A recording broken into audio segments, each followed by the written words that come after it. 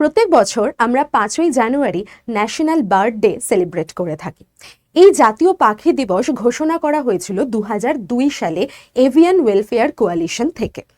এবং এই যে জাতীয় পাখি দিবসের গুরুত্ব লুকিয়ে আছে মূলত বেশ কিছু জায়গায়, যেমন ইকোলজিক্যাল যে ব্যালেন্স সেটাকে রক্ষা করার ক্ষেত্রে পাখিদের যে একটা গুরুত্ব রয়েছে সেটাকে স্মরণ করা হয় এই দিনে।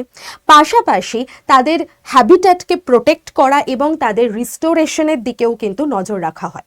ওয়াইল্ড লাইফের পাশাপাশি পাখিদের জীবনও যে কতটা গুরুত্বপূর্ণ এবং পাখিদের রোল যেটা আমাদের এই বাস্তুতন্ত্র রক্ষার ক্ষেত্রে সেটাকেও স্মরণ করা হয় এই দিনে। এছাড়া আমাদের যে নৃশংসতা রয়েছে, হিউম্যান অ্যাক্টিভিটি, নির্মমভাবে গাছ কেটে ফেলা ইত্যাদি ইত্যাদি, এইগুলোর বিরুদ্ধে পাখিদেরকে রক্ষা করারও একটা গুরুত্ব দেখা যায় আজকের দিনে। তো এই সমস্ত কিছু ঐতিহ্য বা গুরুত্বকে বহন করেই ন্যাশনাল বার্ড ডে সেলিব্রেট করা হয়ে থাকে। আমার পিছনে যে ছবিটা দেখতে পাচ্ছ তোমরা, সেটা হচ্ছে ইন্ডিয়ান পি ফাউল বা পিককের ছবি।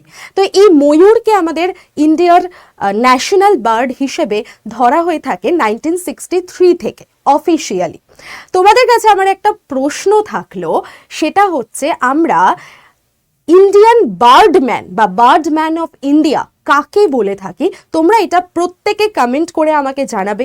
এরকম ইনফরমেশন যদি আরও পেতে হয় তাহলে অবশ্যই চ্যানেলটাকেও সাবস্ক্রাইব করে দিও এবং ফলো করো আমাকে। আর আমার ক্লাসও যায় 3টে থেকে, সেটাকে মিস করো না কখনো এই চ্যানেলে সোম থেকে বৃহস্পতি। পাশাপাশি আরেকটা ইনফরমেশনও তোমাদেরকে দিয়ে দিই, বর্তমানে বার্ড স্যাংচুয়ারি কিন্তু 70 ছাড়িয়ে গেছে। তার মধ্যে কিছু ইম্পর্ট্যান্ট বার্ড স্যাংচুয়ারি তোমরা আমাকে কমেন্ট করে জানিও। চলো দেখা হবে নেক্সট কোনো ভিডিওতে। আজকের মতো টাটা।